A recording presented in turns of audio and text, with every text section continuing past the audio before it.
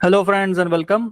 तो ये अब हम फिर से फ्यूचर्स कोर्स जो है अपना वो कंटिन्यू कर रहे हैं। तो ये सिक्स्थ पार्ट है फ्यूचर्स कोर्स का। अगर आप बिगिनर हो, ट्रेडिंग में नए हो तो पहले मेरे चैनल के ऊपर और एक बिगिनर्स कोर्स है, वो पूरा कर लो ट्रेडिंग का। ठीक है, ये जो है ये थोड़ा एडवांस पार्ट है।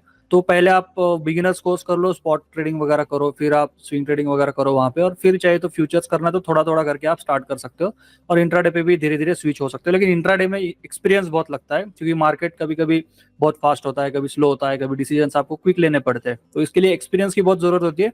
तो इस पार्ट में हम एक बहुत ही इंपॉर्टेंट एस्पेक्ट समझने वाले हैं इंट्राडे ट्रेडिंग का। ये फ्यूचर्स ट्रेडिंग भी आप करना चाहते हो तो वो है एनालिसिस कैसे करें मार्केट का, स्टेप बाय स्टेप। ठीक है, जो प्रोफेशनल ट्रेडर्स होते हैं या फिर जो रोज ट्रेड करते हैं मेरे जैसे, अभी हम 8 सालों से ट्रेड कर रहा हूँ मैं, तो मेरी एक सिस्टम मैंने बिल्ड की है, एक वे है, एक तरीका है जिसको मैं जिस तरीके से मैं ट्रेड करता हूँ। तो आपको भी वो तरीका समझना चाहिए। वो कैसे होता है कि डिसिप्लिन बहुत इंपॉर्टेंट होता है ट्रेडिंग में।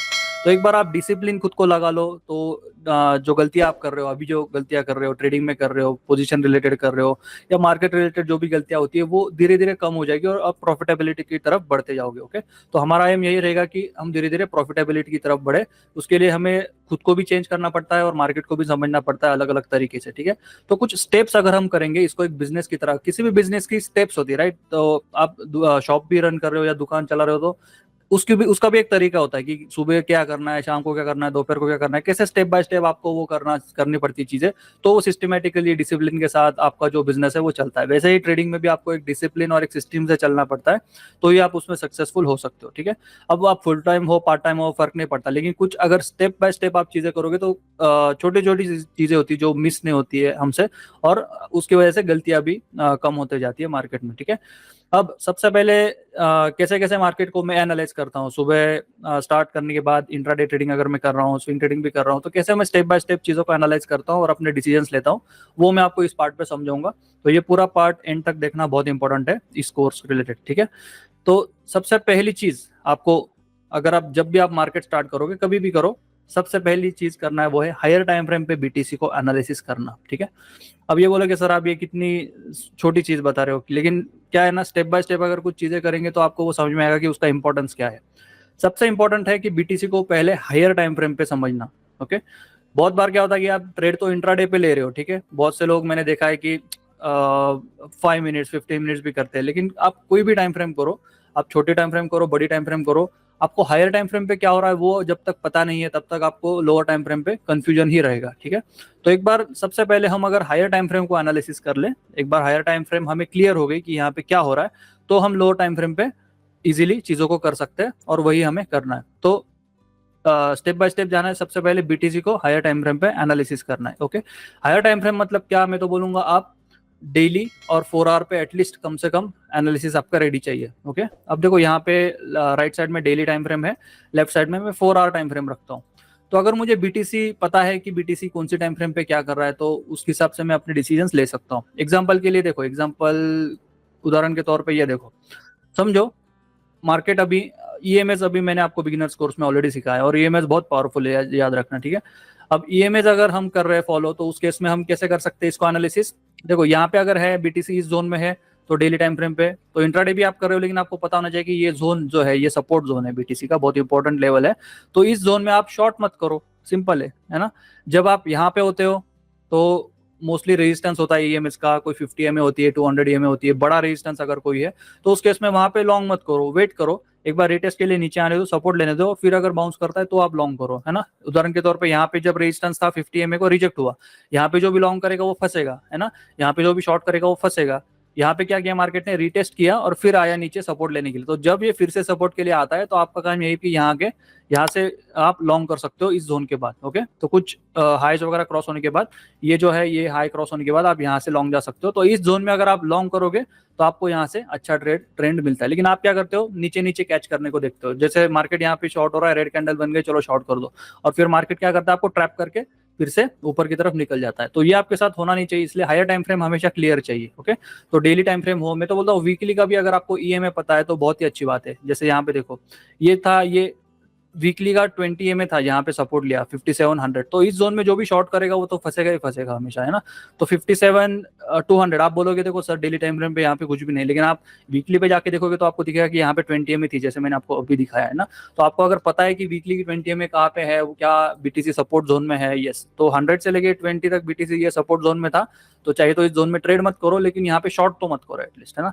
और जब रेजिस्टेंस पे होता है तो रेजिस्टेंस पता है कहाँ पे है, तो वहां पे एटलीस्ट लॉन्ग किया मत करो, थोड़ा रिटेस्ट के लिए आने दो सपोर्ट के आसपास, फिर चाहे तो लॉन्ग करो। ओके, तो जब कभी BTC ऐसे जोन्स में होता है सपोर्ट जोन में, तो यहाँ से शॉर्ट मत करो, यहाँ से लॉन्ग कर सकते हो, है ना। तो ये नॉर्मल चीज है, बहुत बेसिक चीज है, लेकिन ये समझना बहुत इंपॉर्टेंट है। और आप क्या करते हो, जल्दबाजी में मिस कर देते हो। जैसे यहाँ पे 20 EMA का जोन है, तो यहाँ पे जो भी शॉर्ट करेगा वो फंसेगा ही फंसेगा, है ना। इस कैंडल किसी भी कैंडल पे शॉर्ट करेगा, लेकिन यहाँ से अगर वेट करके कंफर्मेशन, ट्रेंड कंफर्मेशन होने के बाद यहाँ से अगर लॉन्ग करोगे 20 EMA के बेसिस पे, 20 EMA के नीचे शॉर्ट स्टॉप लॉस लगा दोगे, तो आपका यहाँ से लॉन्ग सक्सेसफुल ही होगा, है ना। फेल नहीं जाएगा, एटलीस्ट 2 दिन तक तो आप ट्रेंड में रहोगे, 2-3 दिन तक जो भी है आप ट्रेंड तो रह सकते हो, लेकिन गलत तो नहीं होगा एटलीस्ट, ठीक है। तो हमेशा हायर टाइम फ्रेम जो है वो देखो कहाँ पे है, हायर टाइम फ्रेम क्या है, क्या मैं जो ट्रेंड में हूँ, अभी जो ट्रेंड बन रहा है, क्या मैं उसके सही जोन में हूँ, है ना। जैसे यहाँ पे शॉर्ट जोन है, तो यहाँ पे सपोर्ट जोन है, तो यहाँ पे शॉर्ट मत करो, है ना। रेजिस्टेंस है तो वहाँ पे रुक जाओ, थोड़ा सा सपोर्ट लेने दो, जैसे सपोर्ट बनेगा वहां से बाउंस करेगा, यहाँ से आप लॉन्ग कर सकते हो। फ्लैग पोल है, ट्रायंगल है, पैटर्न्स तो हमेशा बनते रहेंगे, और वहां से लॉन्ग चले जाओ, सिंपल है। तो मेरा बोलने का मतलब यह है कि हायर टाइम फ्रेम पे अगर आपको पता है कि BTC किस जोन में है, तो आपको डिसीजंस लेने में आसानी हो जाती है, और वही करना है। वीकली भी देख लो BTC का, डेली भी देख लो, और समझ लो कि 4 आवर के ऊपर क्या हो सकता है, डेली के ऊपर क्या हो सकता है, क्या सपोर्ट जोन में है BTC, वीकली के ऊपर क्या सपोर्ट जोन में है, वो सब कुछ चेक कर लो।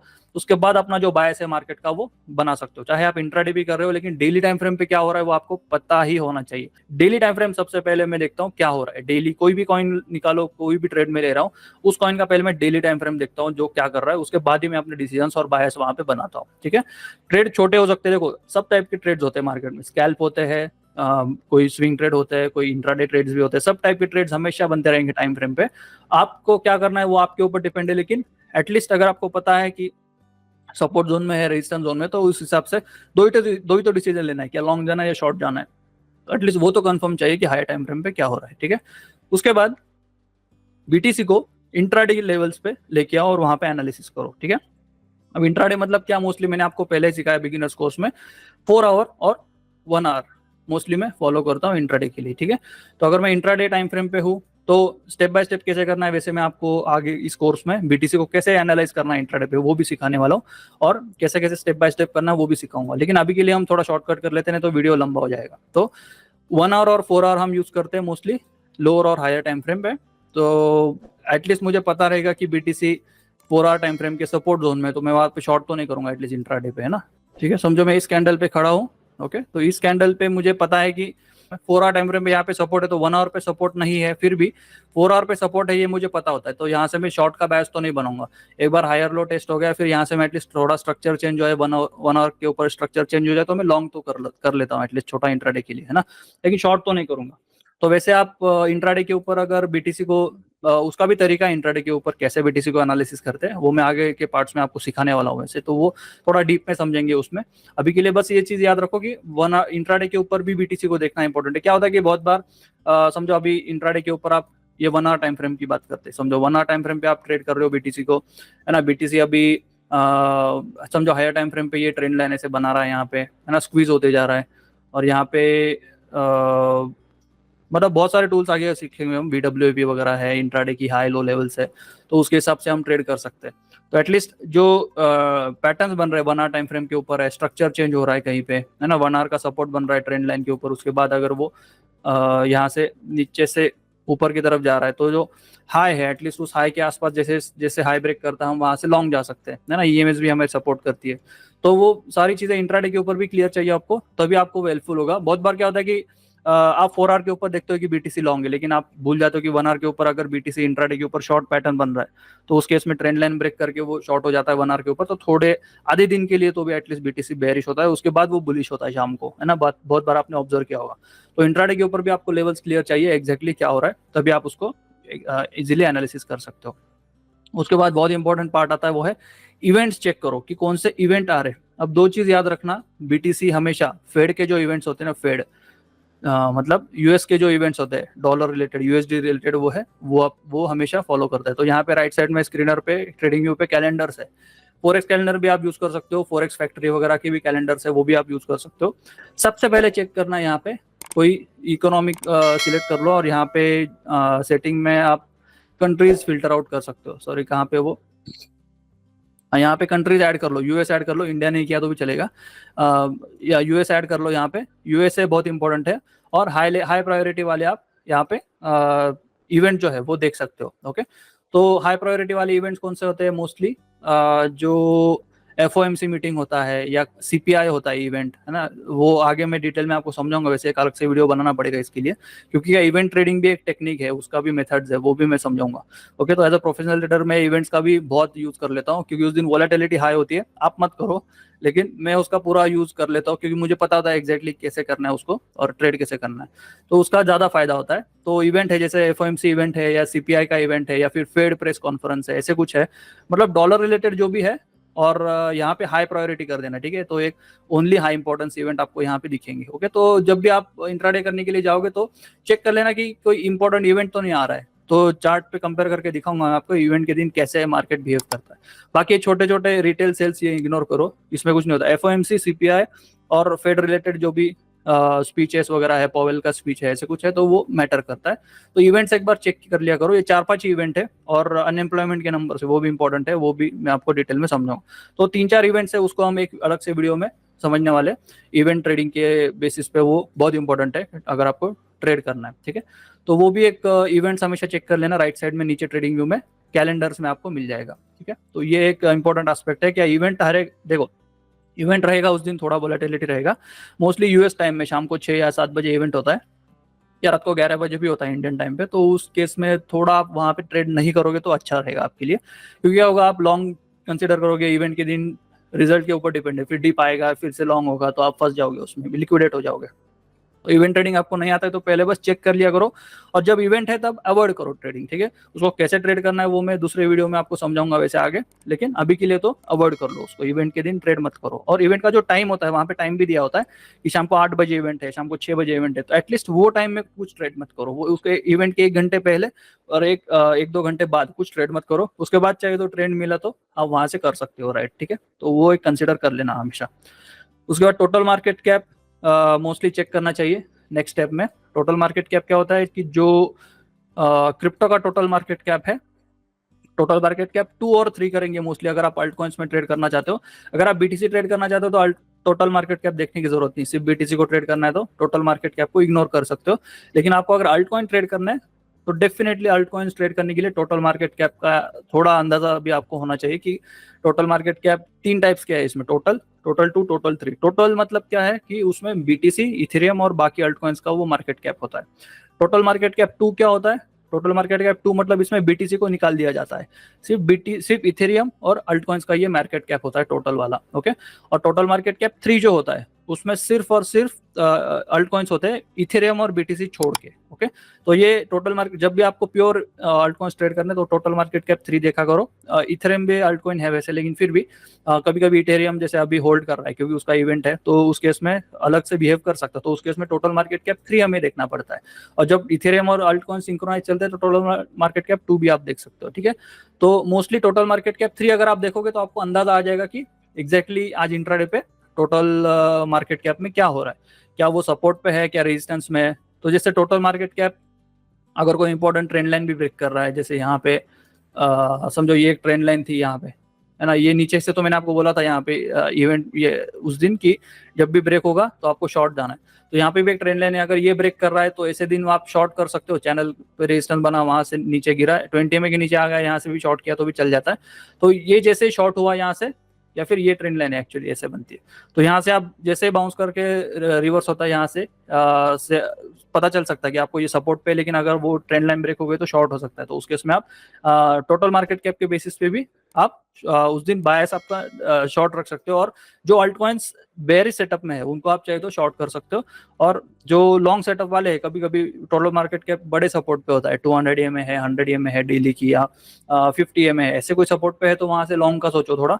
और ट्रेंड लाइन भी ब्रेक नहीं होनी चाहिए, वो ट्रेंड लाइन के ऊपर सस्टेन हो गया तो वहां से लॉन्ग हो जाता है। ओके, तो टोटल मार्केट कैप 2 और 3 मैं चेक करता हूँ मोस्टली, इसके बाद इवेंट्स वगैरह चेक करने के बाद अल्ट कॉइन ट्रेड करने दो। और उसके बाद एक इम्पॉर्टेंट, सबसे इम्पोर्टेंट यूज है वो है स्क्रीनर। ठीक है, तो अगर आप स्क्रीनर में नीचे नीचे ट्रेडिंग व्यू में जाओगे ना, तो नीचे एक स्क्रीनर आता है, तो ये स्क्रीन बड़ा कर लो नीचे से। और स्क्रीन बड़ा करने के बाद आपको यहाँ पे दिखेगा एक स्क्रीनर ओपन होगा। ठीक है, तो ये जो स्क्रीनर है इसमें आप फिल्टर्स लगा सकते हो, अलग अलग तरीके जो भी आपको देखना है इसमें आप देख सकते हो। तो स्क्रीनर नेक्स्ट पार्ट जो है वो स्क्रीनर्स का रहेगा, उसमें मैं डिटेल में समझाऊंगा आपको कैसे आपको स्क्रीनर यूज करना है। अब मोस्टली क्या होता है कि स्क्रीनर का यूज जब हम करते हैं ना, तो हर किसी के यूज के ऊपर डिपेंड है। मतलब आपको बेरिश कॉइन ढूंढना है तो उसका तरीका अलग हो सकता है, बुलिश कॉइन्स ढूंढना है तो आपको सपोर्ट वाले लगेंगे, तो उस केस में आपको अलग पैरामीटर्स इसमें सेट करना पड़ता है। अब इसमें 300 से ज्यादा फिल्टर्स है ना। आप ईएमए पे सेट कर सकते हो, बोलिंजर बैंड यूज करते हो, वो स्ट्रेटेजी आप यहाँ पे फिल्टर लगा के सॉर्ट आउट कर सकते हो। मतलब मिड लाइन के ऊपर वाले चाहिए, नीचे वाले चाहिए, कोई अपर लाइन के अपर बोलिंजर बैंड के जोन में है तो वो भी आप यहाँ से निकाल सकते हो। तो ऐसे बहुत कुछ फिल्टर्स, ईएमए है, कोई ईएमए सपोर्ट पे है, ईएमए का सीक्वेंस है, या ईएमए क्रॉसओवर हो रहा है, वो भी आप यहाँ पे फिल्टर लगा के निकाल सकते हो। फिर अपना आरएसआई हो गया, आपको अगर ऐसे कौन चाहिए जो आरएसआई 50 के ऊपर है तो ये भी आपको स्क्रीनर दे देता है। तो स्क्रीनर बहुत इंपॉर्टेंट है, इसका यूज आप अपने तरीके से कर सकते हो। तो जैसे जैसे आप एक्सपीरियंस में आगे बढ़ोगे, और जैसे जैसे आपकी स्ट्रेटेजी सेट होते जाएगी, आपकी एक बार स्ट्रेटेजी सेट होती गई तो आपको फिर स्क्रीनर्स का यूज करना पड़ेगा। स्क्रीनर्स का यूज करके आप जो है वो अपने अपने कॉइन, अपने स्ट्रेटेजी के हिसाब से जो कॉइन्स है वो फिल्टर आउट करके निकाल सकते हो।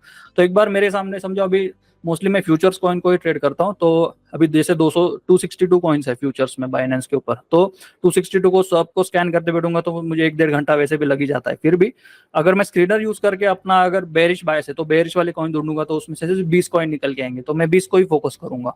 फिर देखूंगा उनमें कोई सेटअप है तो वहां पे अलार्म लगाऊंगा। तो ये एक फायदा होता है कि स्क्रीनर अगर आप यूज करोगे, डोंकी वर्क कम हो जाएगा। जो भी है ना, डोंकी वर्क हमें नहीं करना है, हमें स्मार्ट वर्क करना है। तो उसके लिए हमें ये बहुत इंपॉर्टेंट है कि स्क्रीनर से हम पेयर्स अपने कॉइन्स निकाल के सिलेक्शन करके निकाले तो हमें वो ज्यादा हेल्प करता है। ठीक है, तो ये सारी स्टेप्स आपको हमेशा रोज फॉलो करना है।